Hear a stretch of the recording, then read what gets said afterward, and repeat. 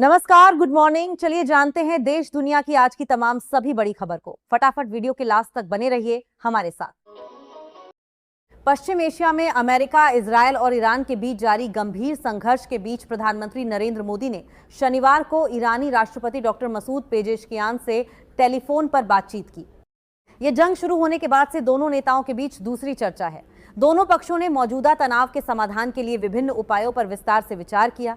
इसमें शांति बहाली, कूटनीति और क्षेत्रीय स्थिरता पर जोर दिया गया। केंद्र सरकार अब केवल न्यूनतम समर्थन मूल्य एमएसपी पर खरीद तक सीमित रहने के बजाय किसानों की आय की सीधी सुरक्षा पर फोकस करने जा रही है। खासकर केला, आम, टमाटर एवं मिर्च जैसी जल्दी खराब होने वाली फसलों के लिए ऐसा मॉडल तैयार किया जा रहा है जिसमें बाजार में कीमत गिरने पर किसानों को अंतर की राशि सीधे खाते में दी जाएगी, यानी फसल खरीदे बिना ही किसानों के नुकसान की भरपाई होगी। धुरंधर 2 19 मार्च को सिनेमाघरों में दस्तक दे चुकी है और पहले दिन यहां तक कि उसके एक दिन पहले पेड प्रीव्यू से ही फिल्म धुआंधार कमाई कर रही है। फिल्म का अब तक का टोटल कलेक्शन और एक दिन में फिल्म ने कैसे बॉलीवुड की सभी फिल्मों का रिकॉर्ड तोड़ दिया है। पेट्रोलियम और प्राकृतिक गैस मंत्रालय ने मौजूदा गैस संकट के बीच राज्यों और केंद्र शासित प्रदेशों को बड़ी राहत दी है। सरकार ने गैस आवंटन को बढ़ाकर संकट से पहले प्री क्राइसिस के स्तर का 50% कर दिया है। इसके तहत 23 मार्च से राज्यों को 20% अतिरिक्त एलपीजी सप्लाई की जाएगी।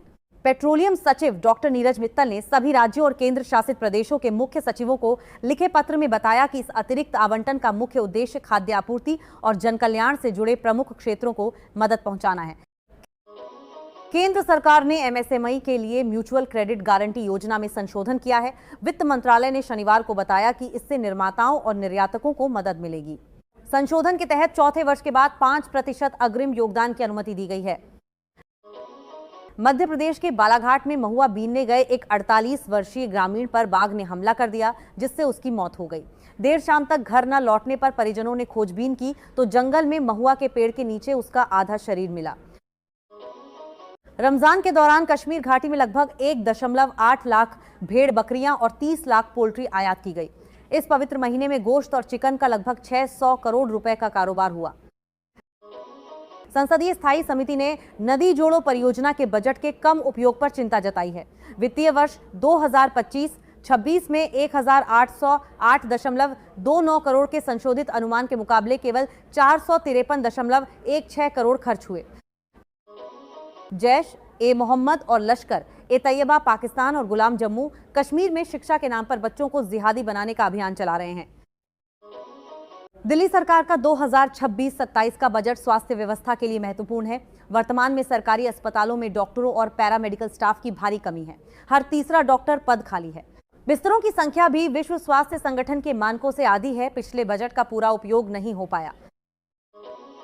बांग्लादेश क्रिकेट बोर्ड बीसीबी के पूर्व सचिव सैयद अशरफुल हक ने आईसीसी और बीसीबी की कार्यप्रणाली पर सवाल उठाए हैं। उन्होंने कहा कि बीसीबी का राष्ट्रीय खेल परिषद के अधीन होना स्वाभाविक है और आईसीसी को इसमें दखल नहीं देना चाहिए।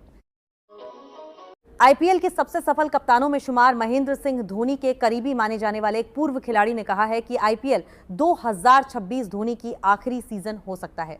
उन्होंने साथ ही ऋतुराज गायकवाड़ को कप्तान के तौर पर निखारने की बात कही है। तो फिलहाल आज के लिए इतना ही। मिलते हैं नेक्स्ट वीडियो में इसी तरह टॉप न्यूज के साथ, काम की खबरों के साथ। तब तक के लिए जय हिंद, वंदे मातरम। आपका दिन शुभ हो।